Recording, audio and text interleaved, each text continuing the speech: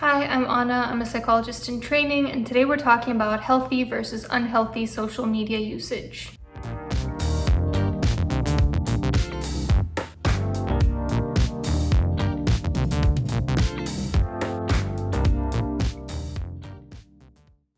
So I'm going to start off talking about what unhealthy social media usage can look like by talking a little bit about signs of addiction more generally. So not specifically to social media, but what it can look like when you're addicted to something. One sign is that you can't stop even when you say that you will, or even when you set the intention to stop. So you might say, I'm going off social media tomorrow, or I'm taking a week off of social media, and then you're not able to stay the whole duration, or it's very distressing for you. Spending a lot of time on social media is also a sign that you might be addicted to it. So if you're spending large quantities of time on social media, I'm not quite sure what that really is. It's kind of subjective. People tend to use social media a lot. Like, I know even people that I don't consider to be addicted to social media use it for hours every day. And so it's kind of up to the individual to decide, this is a little bit excessive versus this is okay. Another sign of addiction is that you might find that your usage of social media interferes with your other day-to-day responsibilities. So it could be school, work, relationships, taking care of yourself, any area of your life that is negatively affected because you are spending time on social media, or because you're being distressed by what you're doing on social media, or because of what exactly it is that you're doing that's somehow negatively interfering in another way. So for instance, if you're not studying for your midterms because you are on social media all the time, that would be an example of it interfering with your life. Also, continued use of social media even after it starts to cause problems with friends or family. So if there's someone in your life that's maybe expressed, listen, I think the way that you're using social media or the quantity of time that you're using it is problematic, and you are finding yourself in conflict over that, that can also be a pretty good indicator. Because a lot of times people will say no to these signs. They won't want to admit it to themselves, but someone else is pointing it out to them and they're kind of dismissing those. If you're worried that you might be addicted to social media, I think it's really important to listen to what the people around you are saying. And if you're surrounded by people who have healthy social media usage, not people who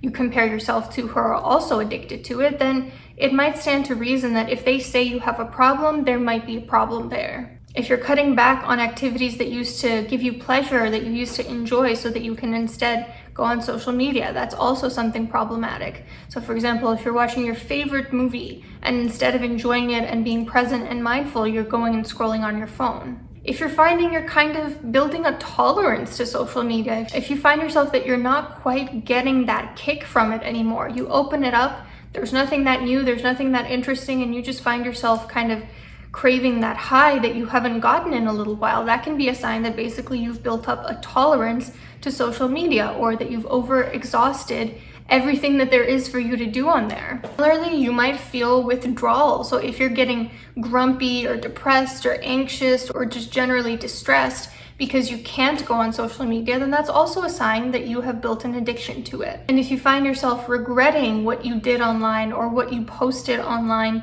then that can also be sort of like a hangover of it. So that can also be a sign of addiction, that maybe the way that you're using social media is not healthy and it's for some reason causing issues in your life afterwards. Also, if it's interfering with your sleep, that's also a sign of addiction. Typically, all addictions interfere with sleep. You are always on social media, always scrolling on your phone before bed, can't help but wonder what's going on social media, and it's interfering with your sleep, that could be a sign. Now, putting aside more of the addictive components of social media, let's talk about some other ways that you might be unhealthily using it. One common one is you might be using it as a comparison tool. So if you're using it because you want to see what other people are doing and sort of see where you rank in comparison to that, that can be very distressing. And we have research to show that it is indeed upsetting, particularly for teenagers, but for people in general, when they see all their friends going through these incredible or seemingly incredible experiences online, and they find themselves wondering, why am I not living this life? We also know that particularly for teenage girls, but also for women in general and for people in general,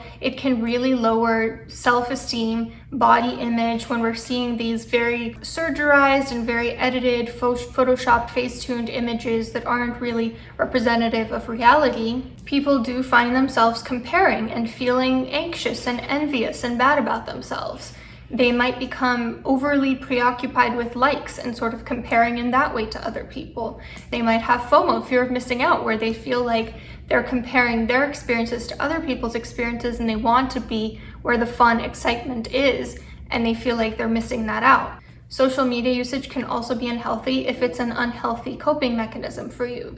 So for example, if you try to seek validation online to make yourself feel better when you're dealing with an upsetting emotion. If it's interfering with your social skills, that's also problematic. So if you find yourself that you're always just kind of on your phone during social interactions, you can't really put it away when you're hanging out with other people, if you have poor interpersonal skills due to mostly connecting to people through a screen as opposed to in person. This is certainly not the case for everyone. I've known people who very heavily use social media who had actually improved their interpersonal skills, who are maybe not neurotypical, who felt like it gave them an opportunity to be more social with people indirectly. But if you previously didn't struggle with social interaction and social media worsened that for you, then that's definitely a sign that it could be unhealthy. If you find that social media makes you overshare and it minimizes your privacy and it interferes with your relationships, that's problematic.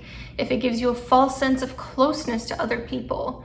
Now, it's true, like these virtual connections, they are in some sense of the word real connections. I don't want to minimize that or say that these are not valid relationships that you've built.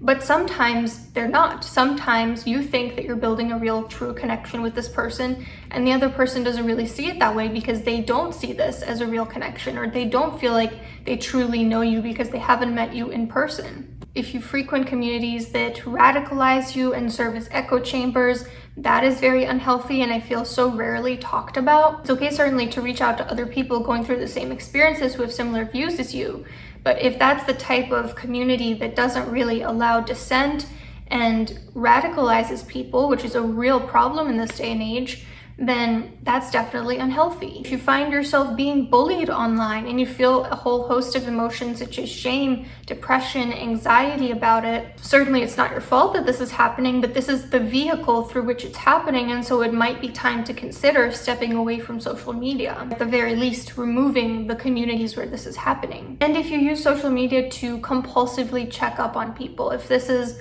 something that feeds into compulsions for you, such as, checking up on your partner's Snapchat score to see if they received something for someone else, or checking to see where your friend is because they said they couldn't hang out with you tonight, then stuff like that would definitely also be problematic. Versus, what does healthy social media usage look like?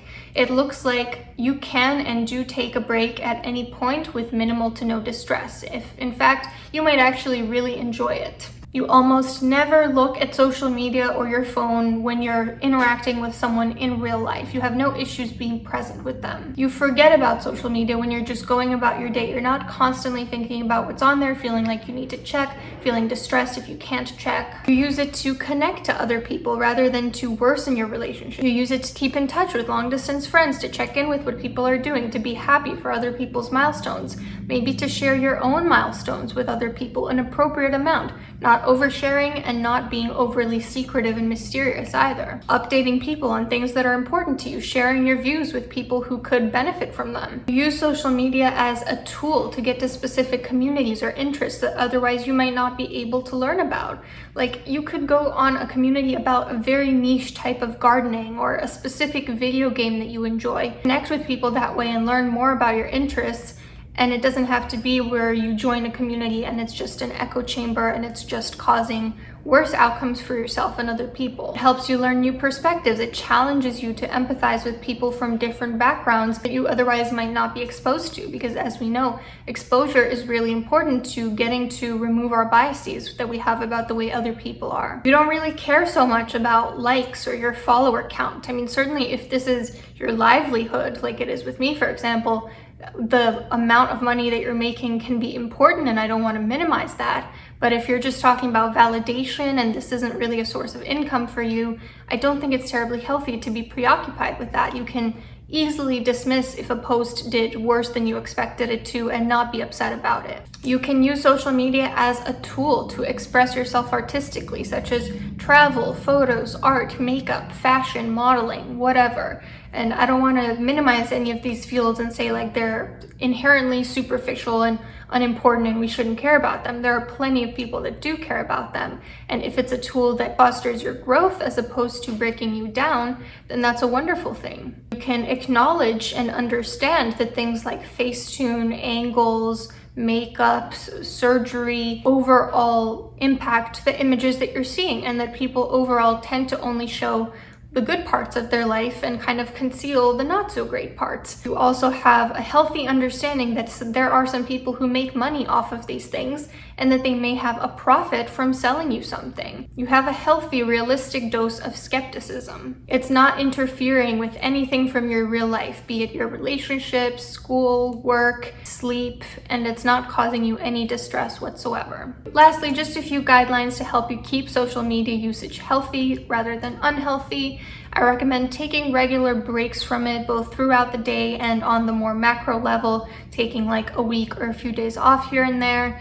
Turning your phone on airplane mode or on do not disturb when you're busy doing other things and really not going on it during that time. Seeking out supportive, diverse, knowledgeable communities with which you can learn and grow alongside of, using social media as a learning tool. Keep in touch with friends old and new. Share what's meaningful to you. Dismiss social media, just move on when you find it disappointing, either because of the feedback that you're getting or because it's not as interesting as you hoped it would be. Focus on your real life. Don't get into the habit of making social media your entire life. Make sure you're still building an in real life world as well. So those are just some ideas for how to keep social media usage healthy. If you have any, I encourage you to put them down below as well. And I also want you to keep in mind that this isn't like a binary system, like either it's healthy or it's unhealthy the way you use it. I think most of us fall somewhere in the middle of that spectrum. I certainly, as I was saying some of these things, I was like, oh, like I remember the time I said I was gonna take regular social media breaks, and it's been a long time since I did that.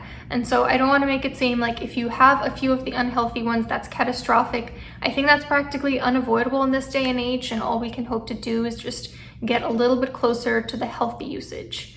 If you like this content, hit like, subscribe, it really goes a long way. Give it a comment if you have something you'd like to share. I'll see you soon and have a great day.